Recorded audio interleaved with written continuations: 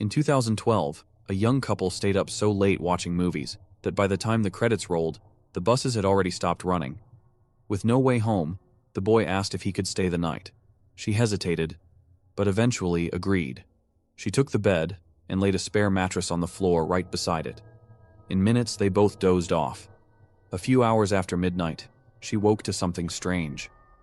The boy was standing over her, saying nothing, just staring. Startled, she whispered, "What's wrong?" He answered, "I'm hungry. Let's go get some tandoori chicken."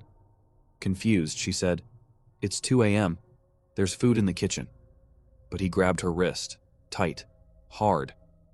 "No, we're getting tandoori chicken, right now." He pulled her out of bed, dragged her down the hall, and didn't say a word until they were outside the apartment. Only then did he finally speak. "I'm not hungry. When you were asleep, I saw someone lying under your bed." 3 days trapped at the bottom of the sea, and this is the moment he was saved. Do not watch this video if you are claustrophobic. This sent me into a spiral. It was late May 2013 and Harrison O'Keefe was on the toilet in a boat. Now he was only 29 years old and he was working as a cook on board the ship. The boat was just off the coast of Nigeria and he was actually due to go on annual leave in a couple of days. He couldn't wait. Then disaster struck. Now I never trust boats because I just think they're unpredictable, aren't they? I don't know if anyone else has this fear, but I'm just like, one big wave and you're a goner. And that's exactly what happened here. A giant wave just unexpectedly crashed into the side of the boat and sent it flying. Completely flipped it on its head. It must have been terrifying. Instantly, the whole place just went pitch black. So people on board were not only terrified, but they also were so confused because they couldn't see a thing. And it's actually wild. Harrison was hit on the head by the toilet that he was originally sat on. I mean, I don't even want to imagine the gruesome details, to be honest. He immediately felt blood pouring out of his skull and he realized that he'd been hurt very badly. And in the panic, he was trying to kind of figure out what the hell is going on? Where even am I? He knew there had been a crash, but he was like, is the boat sinking? Like, he couldn't work it out at first. Then with a thud, his worst nightmares came true. He realized the boat had hit the bottom of the sea. Bear in mind, he's still trapped in this room with the toilet and it starts filling with water. His heart is obviously going wild. I mean, my heart starts racing like ridiculously when I watched the Titanic. That's from the comfort of my sofa. He was being buried alive in water and he wasn't alone. As the water started rising, Harrison could hear his colleagues screaming. I don't think I could imagine anything worse. All Harrison could do was try and stay sort of secure in this small pocket of air that had kind of formed. He knew that if he panicked, it would be game over. In the dark, he was kind of feeling around, trying to see if he could find anything that he could use, you know, food or a tool of some sort. And he did manage to break a piece of steel from a vent. And this was super handy because it meant that actually he was able to use that as a tool to free himself from the little space he was in. He then managed to find a torch which miraculously worked. It felt like in this impossible situation, he was getting these very small wins that just almost kept that fire burning in his belly, kept that hope alive. And although it was still extremely dark and confusing and obviously terrifying, he did manage to scramble around and find a few bits of food that he could eat to keep himself alive. And one of the most harrowing parts of Harrison's story for me is the fact that he could hear his colleagues and their cries,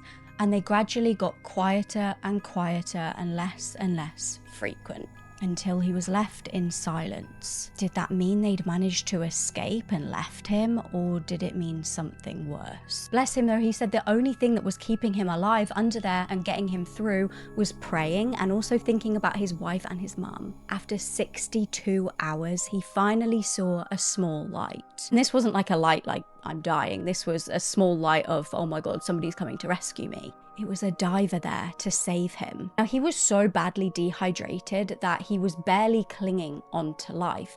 And I also had no idea that there was such a thing of this, but because he'd been submerged for so long and had so much nitrogen buildup in his body, it actually would have been extremely dangerous for him to just come out straight away. So he was then transported into something called a decompression chamber. I don't know if anybody else has heard of this. He's just spent 62 hours in the most claustrophobic situation of his life, and he's now got to spend 60 hours in a claustrophobic compression chamber. But he was just glad to be alive, because horrifically, he found out once he'd been saved that all of his colleagues on that ship had drowned. I can't imagine the survivor's guilt he must have felt. And if I was Harrison, honestly, you would never get me onto a boat again as long as I lived. He actually ended up going into a career as a diver. Like, what a guy. It's not the schools, it's the internet doing this to your children. Now, I do partake in watching true crime docuseries, but this one is kind of crazy. Now, these two girls were recently arrested. They go by the names of Isabella Valdez and Lois Lippert. They were arrested for basically setting up a murder plot against one of their fellow classmates. Now, since the arrest about 6 days ago, a lot of information had been coming forward, including the girls' text messages, as well as a police cruiser video, which I'm going to play for you in just a second. Now, in the text messages, Isabella Valdez, the thicker one, she was sending these messages to her friends saying, "It's gonna be over by tomorrow. Everyone who prayed for my downfall is getting their wash," whatever that means. And then she goes on to say, "I hugged my parents extra tight today because I kind of feel bad for what's coming." Now, Isabella had this weird obsession with the Sandy Hook shooter, and she said that because of the bloodbath that they were getting ready to do, thank God they didn't do it, she stated that it would create a blood bond with Lanza, that's the name of the shooter of Sandy Hook, which would ultimately bring him back to life. So it sounds like she was dabbling in some sort of, like, I hate to say it, but like satanic kind of stuff. But what makes it even more egregious is the police cruiser video, which I'm gonna get ready to play for you now. Wait, they went to his phone? No, they're going to go to his phone. Oh my god. Hey, what are you doing here? No, he's gonna be arrested too. What? Yes, I told him he knew. He didn't report me. I told him already. He did a tip? There was a tip shown. Did you not see it? Someone tipped. He fucking snitched. I don't know why I wouldn't tell the police though. He did a tip though. Huh? Police, he did a tip though. Because it was an anonymous tip, so, but I was just assuming it was the laughing that was pretty insidious, especially the bigger one. But they wasn't laughing when they was sitting in court getting arraigned, because they was most certainly begging for a bond, which they didn't get. I'm at a loss for words, because I'm just like, everybody gets on the internet and says, open the schools, open the schools. The schools open. The schools are open, and this is the byproduct of what's coming out of it. I'm telling you, it's the internet. And if you've watched this entire video all the way through, then you understand why this landmark case about social media addiction is currently trending right now. These platforms know what they're doing and what they're serving to these young minds. So be very, very, very vigilant and watch out for this trial, because it has a lot to do with what's going on in our schools. The Halls Mills murder case is one of the oldest in United States history. Edward Hall was a pastor in Franklin Township, New Jersey, while Eleanor Mills was part of his choir. Now, it was talked about frequently in the grapevine the two of these were having an affair. On September 16th of 1922, both of their bodies were found in Somerton County, New Jersey. Both of them were shot with a .32 caliber pistol, but Eleanor's injuries seemed a lot worse. She was nearly decapitated with as many times as she was shot, about 3 times, while he was only shot 1 time. The bodies were found by a woman who lived nearby and owned a pig farm. She also claimed that she witnessed the murders happening. This woman's name was Jane, and she said that about 9 p.m. that night, she saw a man standing in her field. She rode her mule over to see what was happening, and then all of a sudden she saw 4 people, and then she heard gunshots and 1 person fall over. She then heard a woman scream, "Henry, don't," and then she was also shot multiple times, and she also fell over. When the bodies were first found, there was a jurisdiction argument. While they were trying to figure this out, the crime scene was trampled through by spectators. People came to see what was going on, and they picked up several pieces of evidence and passed it among themselves. One of those pieces of evidence that was left behind was a business card that was left at Edward's feet. Now, this was his business card. On top of that, there was also love letters that were ripped up and spread between the two bodies. The bodies were also staged in a way to make it look like they were lovers. Eleanor's hand was touching Edward's thigh, and Edward's hand was by her neck. Now, Frances Hall was Edward's wife. She said that she had no idea that her husband was having an affair, even though this seemed to be kind of an open secret. So it did not take long before Frances was a suspect along with her two brothers.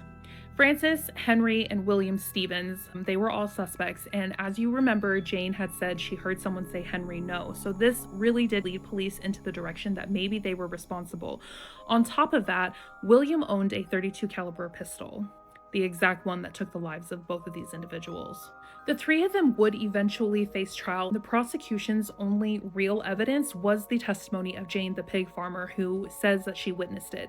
The problem with her testimony is that it changed frequently when she was talking to police, when she was talking to the media, and also when she was on trial.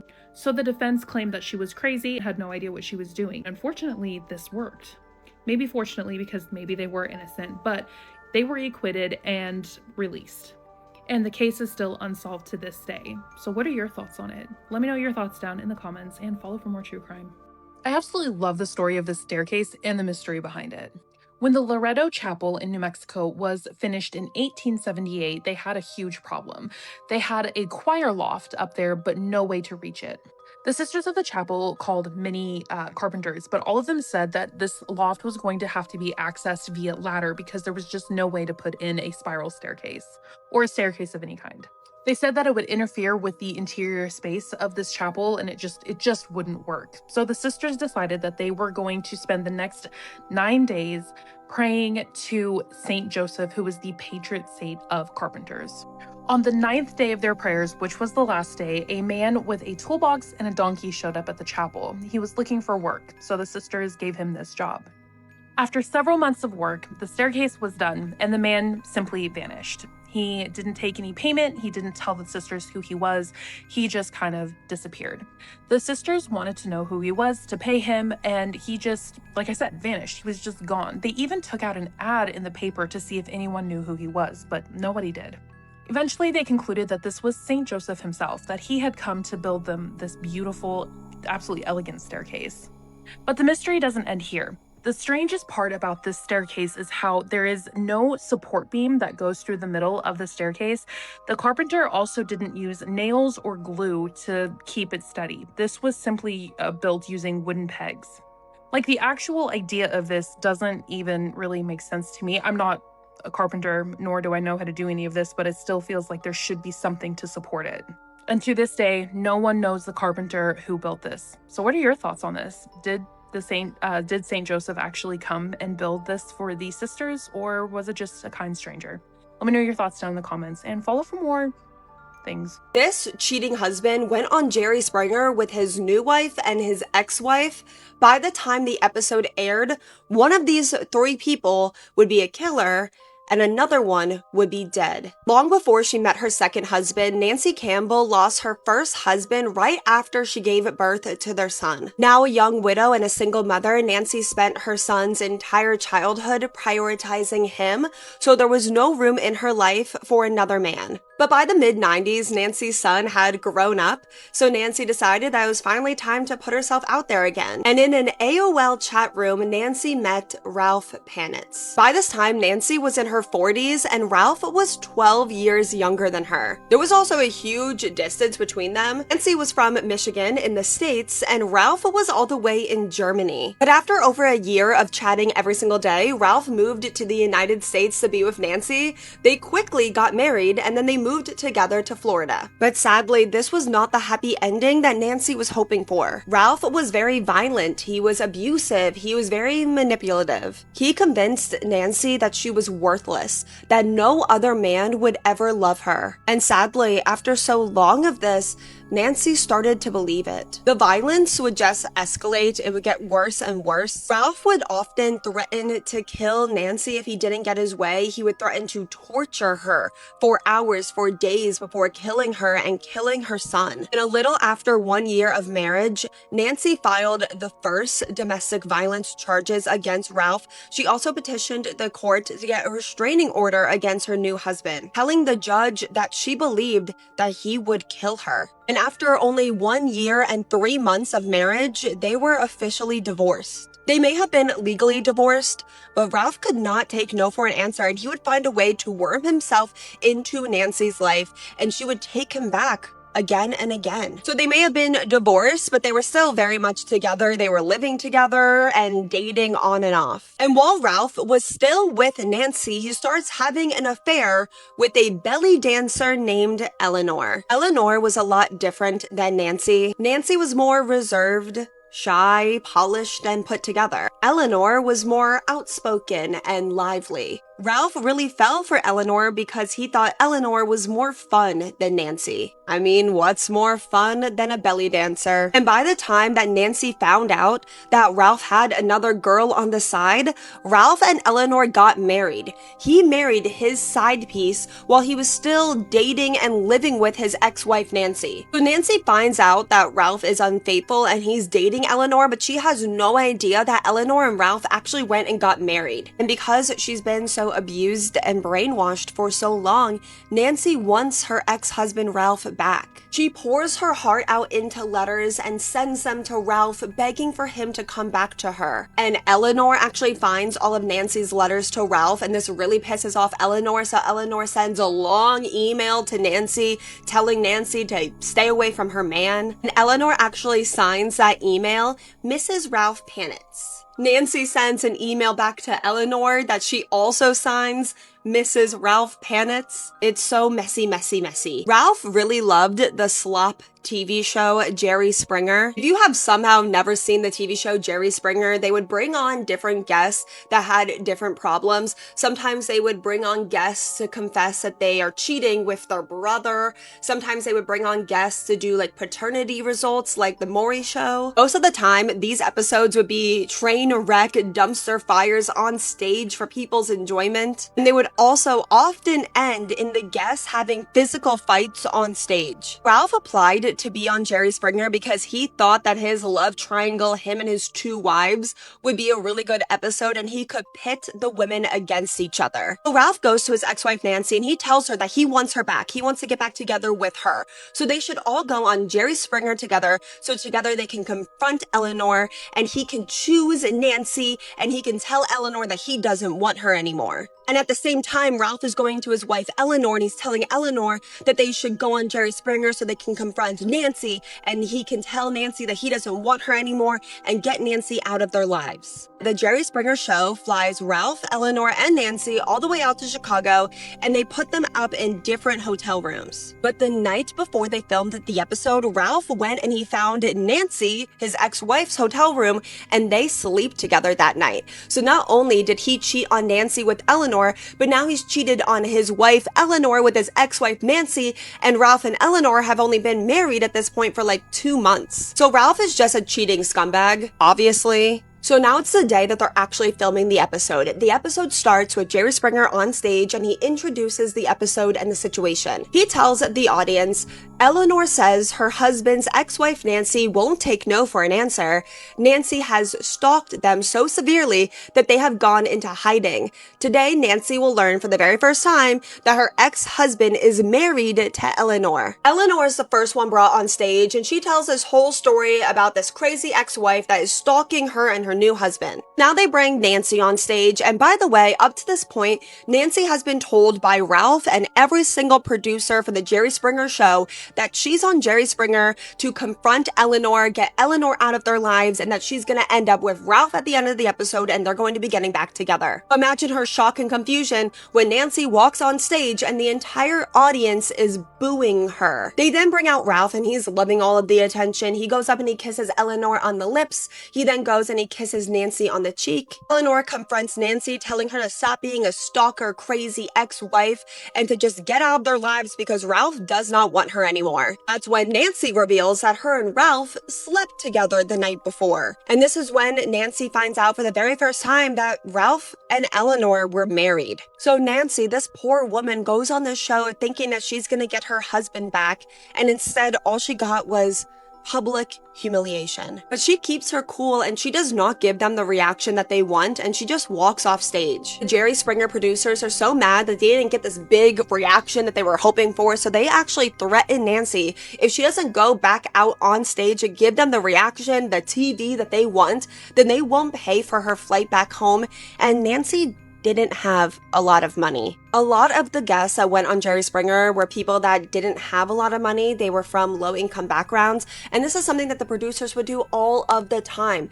They would threaten to not pay for their flights back home if they didn't get the episode that they wanted. But Nancy refuses, so she takes a 20-hour bus all the way back to Florida, and the entire time she's crying and she feels heartbroken and humiliated. But would you believe it? Right after filming, there's a bunch of fights between Eleanor and Ralph. Ralph leaves Eleanor and he tries to get Nancy back, and she takes him back. They're living together in Nancy's home, but Ralph is still extremely physically abusive to Nancy, threatening to kill her. So once again, she files to get a restraining order against Ralph. Ralph kicks Nancy out of her own home. He gets back together with Eleanor, of course. He moves Eleanor and her adult nephew into Nancy's home.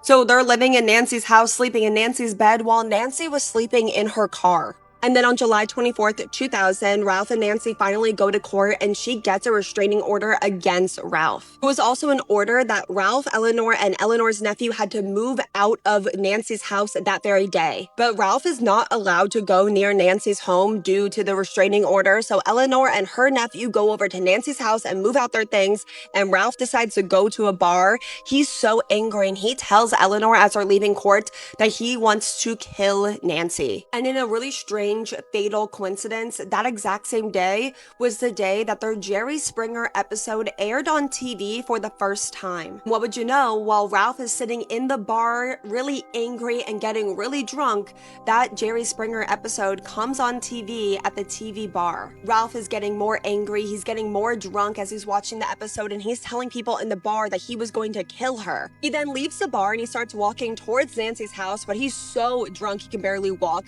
When he gets to Nancy's house, Eleanor and her nephew are still there packing things up. Nancy is not there, so Eleanor invites her husband in to take a nap on the couch and to nap off the alcohol. And a little while later, the police escort Nancy back to her home, which meant that it was time for Eleanor and the nephew to leave. And as Nancy and the police are pulling up, Eleanor sneaks her husband Ralph out the back so the police don't catch Ralph in Nancy's house. Eleanor tells her husband Ralph to just walk home and they'll meet up later. But as she's driving away, she gets this terrible feeling that Ralph might actually go and do something to Nancy. So they turn the car around, they drive back to Nancy's house, and then Eleanor is driving around the neighborhood looking for Ralph while her nephew goes up and tries to knock on the door, but there's no answer. Which was weird because Nancy did just get home, so the nephew knew that Nancy would be inside, but she wasn't answering the door. And that's because Nancy Campbell's ex-husband Ralph did stay behind after everyone left. He broke into Nancy's home, he attacked her, he beat her, he strangled her, he then threw her on the ground, and he stomped on her face and her head and her neck 18 times, crushing her skull and killing her. Eleanor's nephew ran to a neighbor, they called 911, the police got there, and they found Nancy Campbell tragically gone. And Eleanor did quickly find her husband Ralph just walking around covered in Nancy's blood. She gets him in her car and she decides that she's gonna help him flee the country. They drive all the way, like 30 hours to Maine, because they planned to jump the border over into Canada. So they are fugitives at this point. This case very quickly made nationwide news. It became a huge story, and a lot of the media outlets were using pictures and videos from the Jerry Springer episode, and they were calling it the Jerry Springer murder. After 4 days on the run, Eleanor and Ralph realize that there's nowhere for them to hide, so they turn themselves in. They're both arrested, but Eleanor was quickly released without any charges. And Ralph was charged with murder. At the time of his arrest, he was still wearing the same shoes that he used to crush Nancy's skull. They were covered in Nancy's blood, and his DNA was under her fingernails. Ralph was found guilty of second-degree murder and violating a restraining order, and he was sentenced to life in prison without the possibility possibility of parole. And because this case got so huge, a lot of people wanted to hear from Jerry Springer and the TV show and the producers and the network. TMZ, journalists, paparazzi were following Jerry Springer wherever they went, and when they finally got to hear from him, even though the episode was filmed only 2 months before Nancy Campbell was tragically murdered by her husband, Jerry Springer said that he didn't even recognize them. Nancy Campbell's son tried to file a wrongful death lawsuit against Jerry Springer, the Jerry Springer TV show, and all of the producers, stating that the producers tricked Nancy into going on the show and they should have done a more proper background check. And if they did do a proper background check, then they would have seen all of the domestic violence reports that Nancy took out against Ralph. But sadly, eventually her son did drop the lawsuit. Jerry Springer, the producers, the Jerry Springer TV show, the network have never actually properly addressed Nancy, the situation, her murder. They've never even apologized or gave their condolences to her son and her family member and her loved ones. And to this day, a lot of people still question if that episode was never aired, would Nancy Campbell still be alive? Thank you so much for watching to the very end of Nancy Campbell's story. I know that this was such a long one. It might have been my longest video ever. So if you made it to the very end of this episode, thank you so, so much. That means the world to me that you would listen to the end of Nancy Campbell's story. Drop me pink or green emojis in the comments so I know that you made it to the very end. While you're in the comments, please remember to always be respectful. You have no idea who could be in the comments. Someone that actually knew and loved Nancy in real life could be in the comments. You have no idea who's reading your comments, so please always remember to be respectful. And while you're in the comments, please let me know what case you want to see me cover next. Thank you to each and every single one of you that suggested that we cover Nancy's case today. And that's all I have for this video. I will see you guys all next time in my next video. Please be a good person to your fellow person. This 18-year-old girl was found bound, gagged, face down in a swamp, and it was her father that put her there. Her murder being some sort of sick honor killing. I'm True Crime Caitlin, and this is the murder of Ryan Al-Najjar. The Al-Najjar family, which consisted of 10 family members, fled from the war in Syria in 2012. One of the sons, who was actually only 15 at the time, managed to make his way to the Netherlands, where he successfully managed to apply for asylum, and so his family were able to join him. The family were placed in a small, cozy, quiet Dutch town. They were given a beautiful 7-bedroom council house along with financial support. Using this financial support, father of the family Khaled opened a takeaway business and it absolutely flourished. 2 of the sons would work for their dad at the pizza shop, and it really seemed like the family were integrating well. They were settling in their new community. At one point, they were even put on the news because they were the quote, fantastic model family. Things on the inside weren't as they seemed, however. Khaled was a very angry, violent, temperamental person. He would regularly beat his wife and children, all of whom lived under Khaled in fear. They couldn't stick up for themselves, they couldn't back answer him, they couldn't question something that he was saying, or else they would be met with even more violence. Soon, however, Khaled's attention and anger laser focused on his daughter, Ryan. Teenage Ryan was really struggling at her new school and she was experiencing a lot of bullying. Her family were Muslim and they were very traditional. Ryan was expected to conform to their faith, which she usually did. She was described as a good girl who studied the Quran and regularly prayed. However, at school, the other children began to bully Ryan because she would wear a beautiful hijab. Ryan would go to school every day wearing her hijab, and she just became a target to the other children who would relentlessly bully her because of it. So she started to not want to wear it anymore. She point blank refused, either because of the peer pressure or just because she didn't want to anymore. But this decision infuriated her father and angered her entire family. They would text each other talking about Ryan, and one of the text messages said, quote, "She's tarnished our reputation." Ryan began to experiment with pretty normal teenage girl things. She developed an interest in makeup, in boys. She started to want to use social media, all of which only added to Khaled's absolute fury that he was feeling towards her. He thought that she was becoming too westernized. On one occasion, during an argument with her father, Khaled would literally tie Ryan up using rope by her wrists. She managed to escape from the house through a bedroom window and ran to a friend's house. She brayed on the door, and when the friend answered, there was Ryan, barefoot with marks on her wrist, telling the friend, quote, "You have to help me. My father wants to kill me." In May 2024, just a couple of weeks after Ryan's 18th birthday, she would be picked up from a friend's house by two of her older brothers, Mahanad and Muhanad, both of whom she trusted. She looked up to her older brothers and she would confide in them with the abuse that she was dealing with from her father. Due to all of the conflict and the violence at home, Ryan actually hadn't been living there for a couple of weeks. She had run away and was under the care of social services. So on this day in May 2024, Ryan is picked up by two people that she trusted. She is drove to a remote park of a country park where Khaled was waiting for her. She was kicked out of the car and left alone with her father, who would go on to do the unthinkable. On the 28th of May 2024, the body of 18-year-old Ryan Al-Najjar was found in a swampy area of the country park. She was completely wrapped up and had been bound by her wrists and ankles with 18 meters of duct tape. There were signs of suffocation and or strangulation to her neck, and she was discovered face down in a pond where she had drowned. It is likely that Khaled had rendered his daughter unconscious before tying her up and placing her face down in the pond. Later forensic examination of her body would show that Khaled's DNA was under Ryan's fingernails, proving that she had tried to fight her father off. I honestly can't imagine just how terrified she must have felt in those moments. Shortly after murdering his daughter, Khaled would send a text message to one of the family members expressing regret about something, but it's not what you think it is. He said, quote, "My mistake was not digging a hole for her." After murdering his daughter Ryan, literally the very next day, Khaled fled from the Netherlands and went back to Syria. During the trial for the murder of Ryan Al-Najjar, the contempt and the hatred that her family felt towards her became very apparent. Some of the text messages that were sent between different family members were read out in court, and they are absolutely disgusting. Some of them read, quote, "May God let her be killed by a train. I spit on her." And another one said that she was a slut who should be killed.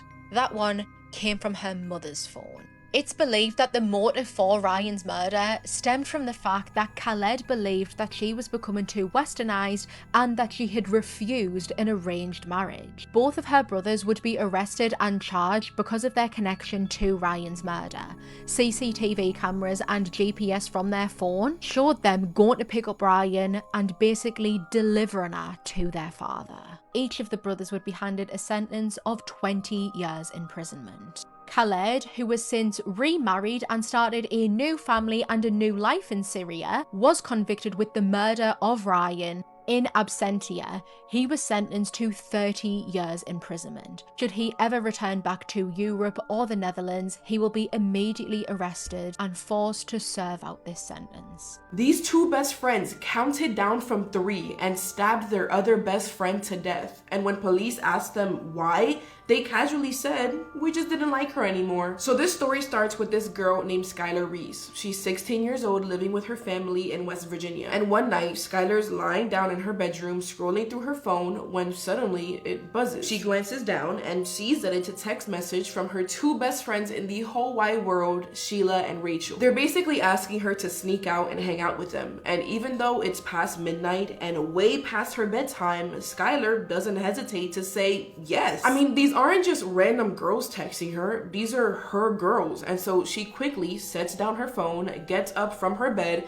and grabs this little wooden bench that she keeps in her room. She positions her bench under the window and slowly pushes the window up, trying to be as quiet as possible so that her parents don't hear her. And then she climbs out of the window and into this warm summer darkness. And waiting for her outside is Sheila in her silver Toyota Camry. She rushes to the back seat, says hi to her friends, and they drive off into the night. Inside the car, the three of them are just laughing, joking around. I mean, to Skylar, this honestly feels like any other night. Just three best friends sneaking out for another late night adventure. But what Skylar doesn't know is that hidden in the trunk of the car, buried underneath some blankets and towels, are kitchen knives, sharp ones, carefully wrapped up so that they don't make any noise. There's bleach, industrial cleaning rags, a shovel, and two completely fresh sets of clothes. Because Sheila and Rachel weren't taking Skylar out to have fun or something. No, they're taking her out to murder her. Now, I know what you're probably thinking, Angie, how did three best friends end up on a road in the middle of the night with two of them having murder in their minds? So let's just rewind a bit so that you understand how the heck we got here. So Skylar and Sheila had been best friends since they were like 8 years old, and because of that, these two were basically inseparable. Like, Sheila was at Skylar's house constantly, and I mean constantly, like to the point where it honestly felt like she practically lived there. But then freshman year comes around and someone new joins their group. It was this girl named Rachel, and at first everything was honestly perfect. Like, the three of them became this tight little unit, and they're posting photos together all the time, matching outfits, matching poses,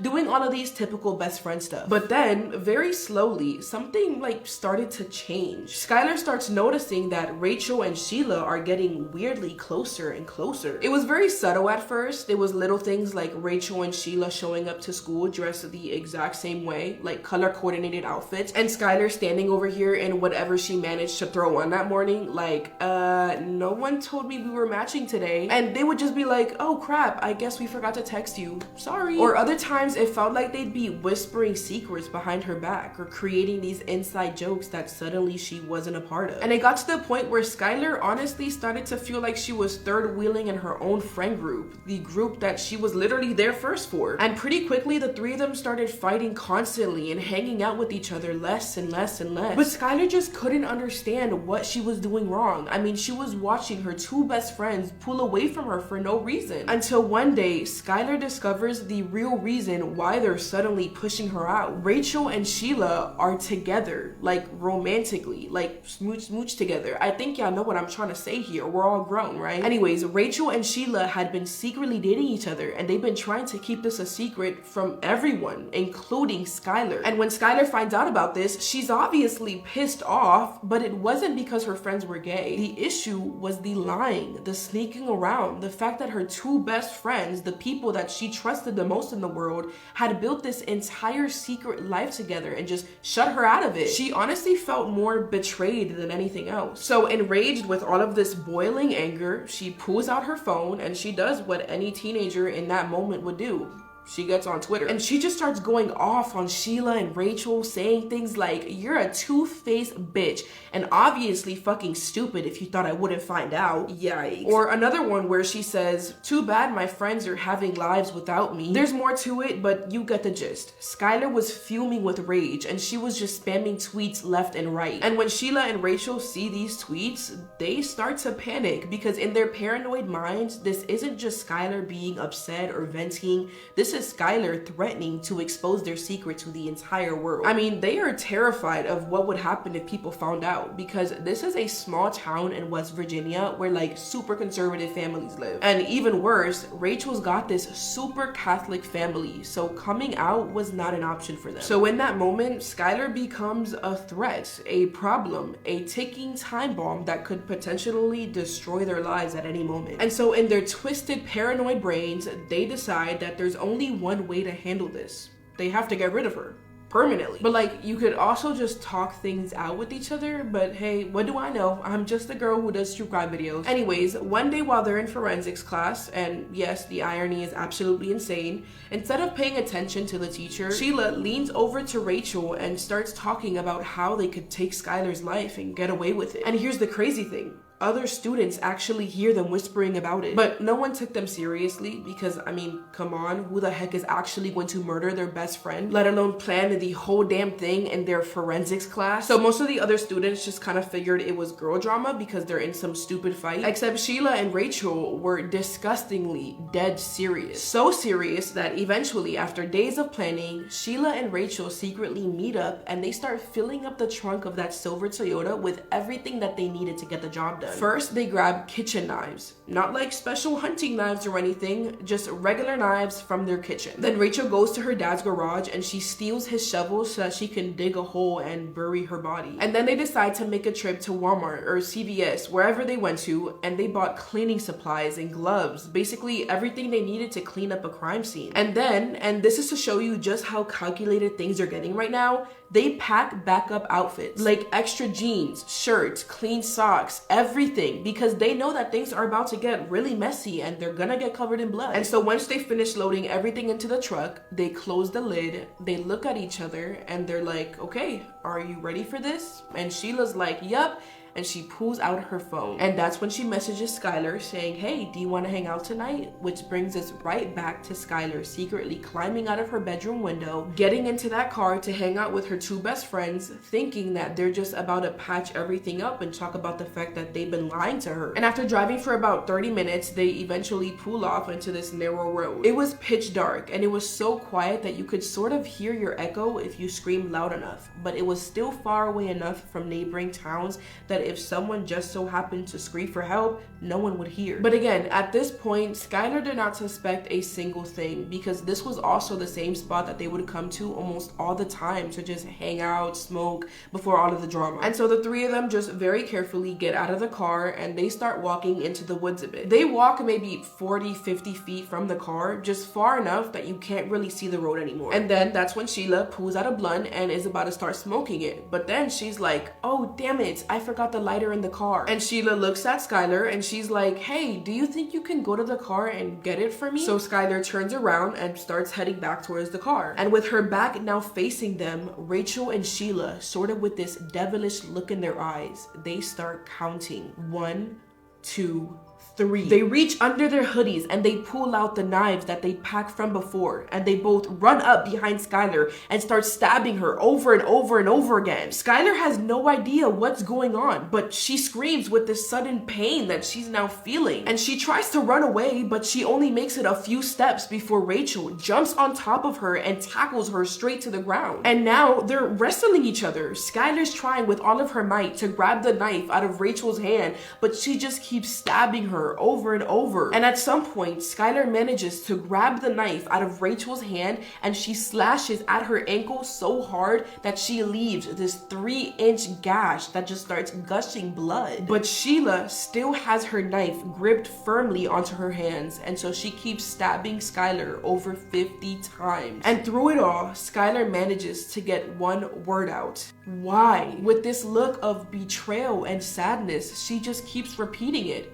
Why? Like, that's all she's asking, until eventually her throat fills with so much blood and the sounds become gurgles, and then eventually nothing. And Rachel and Sheila are just standing there, breathing really hard, looking down at their best friend's body lying in the dirt. Rachel's ankle is bleeding everywhere. Both of them are covered in blood. Their hands, their arms, their faces, their clothes, their knives are dripping. I mean, they honestly didn't think it was going to be this hard. They thought stab, boom, dead. But Skylar did not go down without a fight. But right now, they had absolutely no time to think about that or even catch their breaths, because the sun was about to come up anytime now. One of them runs back to the car, pops open the trunk, and they pull out the shovel and they start trying to dig so that they can hide the body, just like they planned. But they run into a very big problem. The ground is way too hard for them to dig, and they're like, crap, we don't have time for this. We need to go now. So in a moment of panic, they drag her body just a few feet deeper into the woods and they start covering it with whatever they can find. Branches, leaves, dirt, rocks, they just pile it all on top of her until at quick glance, you can't really see her anymore unless you know what you're looking for. And then they rush to the car, they strip off their blood-soaked clothes and they change into their clean outfits that they had just packed. Then they take a couple of wet wipes and they start cleaning everything. The knives, the shovels, their faces, the inside of the car, the door handles, anything they think they might have touched, they clean. And by the time they're completely done, it's 4 in the morning. They quickly get back into the car and they drive home before their parents could even notice that they were gone. And nobody would notice that Skylar was gone until 4 p.m. So that afternoon, her father Dave comes back home from work and he's expecting to see Skylar already at the door because she was supposed to borrow his car so that she can drive to her 4 p.m. shift at Wendy's. But when he walks into the apartment, he sees no Skylar. So he screams out, "Skylar!" but no response. So he walks over to the bedroom and he reaches for the handle and he notices that it's locked from the inside. And he's like, okay, that's weird. So Dave walks back outside the building and goes around to Skylar's window, and that's when he sees that it's wide open. And at first he's super annoyed because in that moment he's like, oh my gosh, my daughter must have snuck out last night. So he calls her cell, but it goes straight to voicemail. So he texts her, but no response. So he just kind of figured, okay, she has work later, maybe her friends are dropping her off or something, I'll just discipline her later. But then that's when David's phone starts ringing, and when he looks down at it, it's Skylar's job calling. So he picks up and they're like, hey, is Skylar coming in for her shift today? She's not here. And that's when Dave knew that something was seriously wrong, because not once has Skylar ever in the 6 months that she's worked there missed a shift. So Dave immediately hangs up and calls the police, and super quickly they show up and they start looking at the security footage that surrounds the apartment building. And that's when they see that around 12:31 in the morning, Skylar hopped into some backseat of some car before driving away. And the officers are like, okay, I mean, well, this is clearly a girl who snuck out with somebody that she knows willingly. And because of that, her disappearance was classified as a runaway case, not an abduction. Just a teenage girl who snuck out with her friends and decided to not come home yet. But police do notice the make of the car, and after investigating for a little bit, they found out that the car belonged to Sheila. And so they bring her in for questioning, since she is now technically the last person to have seen her. And Sheila very calmly tells them, yes, I picked up Skylar at around 11, but I dropped her back off at her place like an hour later. And that's when the detectives are like, wait a minute, somebody is lying here. Because when they had checked the security cameras, they can clearly see that Skylar was picked up at 12:31 a.m., not 11, like Sheila's saying. So that's like an hour and a half off. And on top of that, there is no footage of a car coming back to the apartment to drop Skylar off. So the detectives decide to also question Rachel, hoping to kind of like catch them in a lie, since their stories would clearly be different. But when Rachel sits down for her questions, her story matches almost word for word with what Sheila had told them. And to the detective, this is a massive red flag, because no human memory works like that. Like, when two people experience the same event, they remember it slightly differently. Different details stick out to different people, but for Sheila and Rachel's stories, they're like carbon copies of each other. So detectives decide to start digging deeper. They get warrants for the girls' cell phone records, and they start looking at the locations that they had previously been to. And that's when they notice something incredibly more suspicious. Cell phone tower data shows that both Sheila and Rachel's phones were near this remote road, and for quite a long time too, at around 4 in the morning, which is extremely suspicious because the girls claimed that they went back home after dropping Skylar off at her house at 12 a.m. So one of the detectives decides to bring both the girls in, but for separate interviews, and they choose to do that so that they didn't work together anymore and they couldn't come up with another lie. And the detective basically goes, hey look, your story honestly makes no sense. Like, we have footage of you picking Skylar up but not dropping her off, and on top of that, your phone location shows that you were at some remote area at like 4 a.m.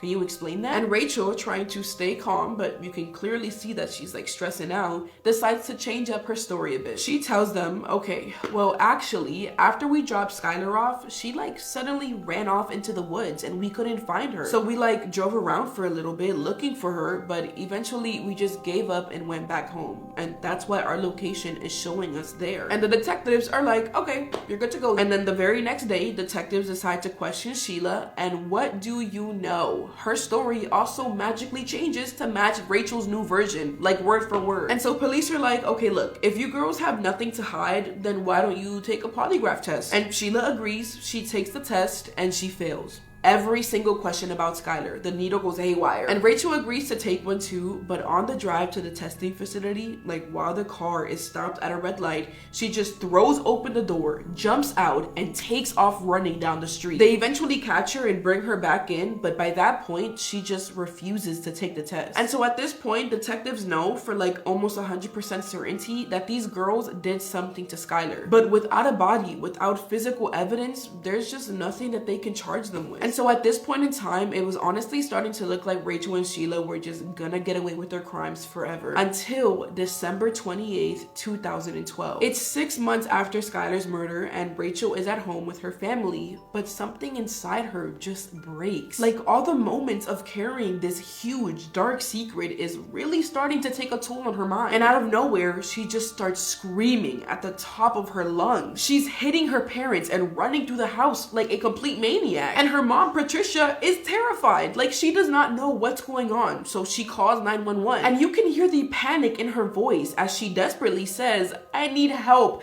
I have a 16-year-old daughter. I can't control her anymore. She's hitting us. She's screaming at us. And so police arrive and they physically restrain her because she was just acting like a complete madman. And they end up sending her to a psychiatric facility to get evaluated and see what the hell was wrong with Shodi. But the facility found nothing wrong with her. So just 5 days later, she got released. But when her mom came to pick her up from the hospital, the first thing that Rachel says is, take me to the lawyer's office right now. And her mom is sitting here all confused like, okay, hi to you too, Rachel. But she just did what her daughter said and drove her straight to the office. Rachel walks in and sees her attorney there, along with a detective and an FBI agent.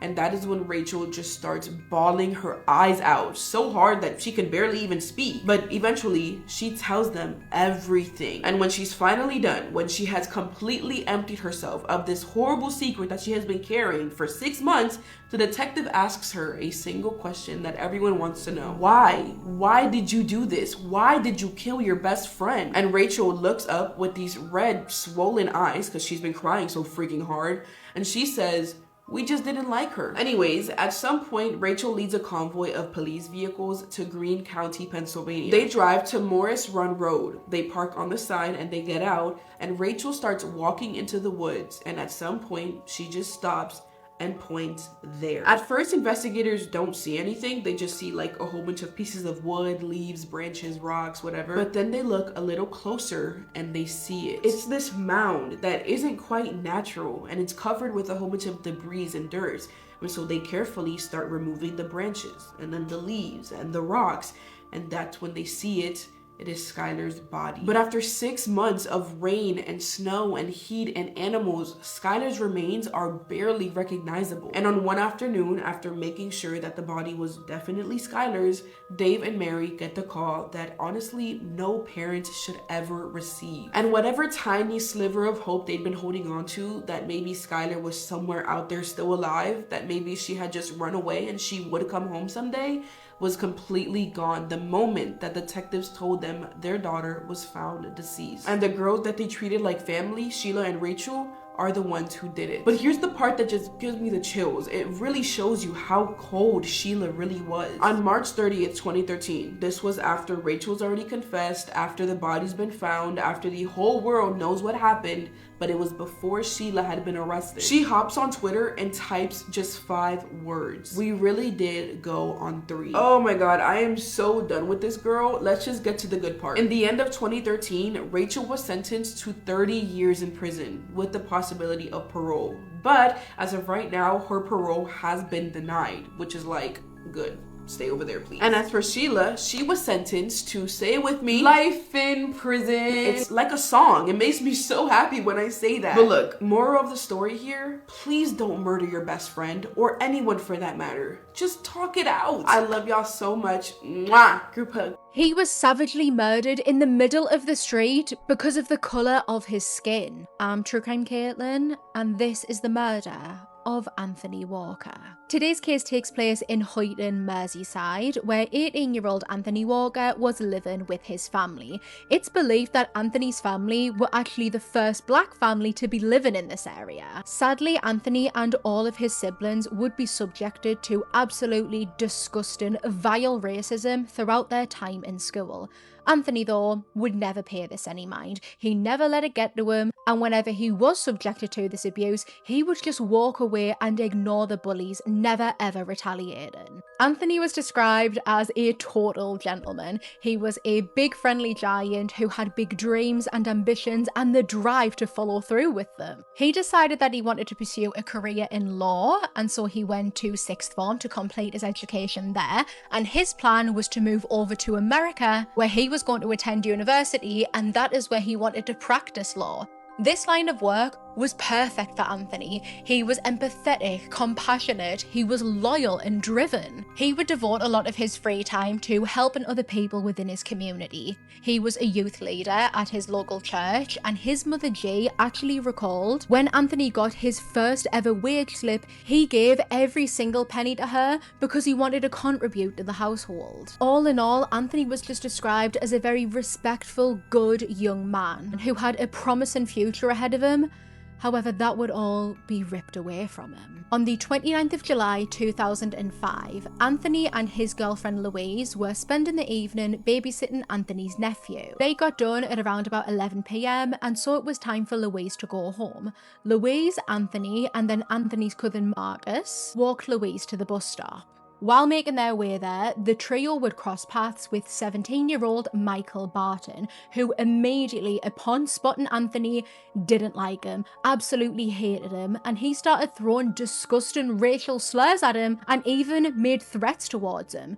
In response to this, Anthony did what he always did, and he ignored it. He continued walking away, not giving Michael the satisfaction of seeing that these words hurt him, or giving him any sort of reaction at all. Anthony, Marcus, and Louise all decided that they wanted to put a little bit of distance between them and Michael, so they made the decision that they were going to walk on to the next bus stop, taking a shortcut through McGoldrick Park. Michael, however, wasn't ready to let this go. If anything, he was even more angry. His anger had accelerated because he felt humiliated. The trio had treated him as if he wasn't even there and completely ignored him, and this just set him off even more.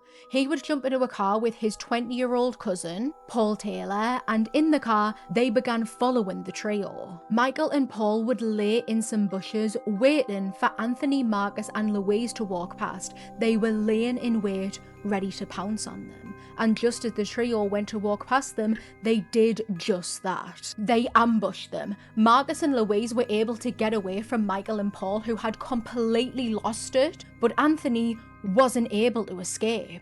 Using an ice axe provided by Michael, Paul would whack Anthony in the head with so much force that the axe was embedded 6 inches deep into Anthony's skull. Upon this impact, Anthony immediately dropped to the floor. Michael and Paul tried to pull the axe out of Anthony's head, but they couldn't do it. It was stuck in his skull. And so they fled, leaving the weapon behind. Help eventually arrived for Anthony, who was whisked away to the hospital. However, it was determined that his injury was so catastrophic that it would leave him with brain damage. He would pass away at 5:25 AM on the 30th of July with his family surrounding him.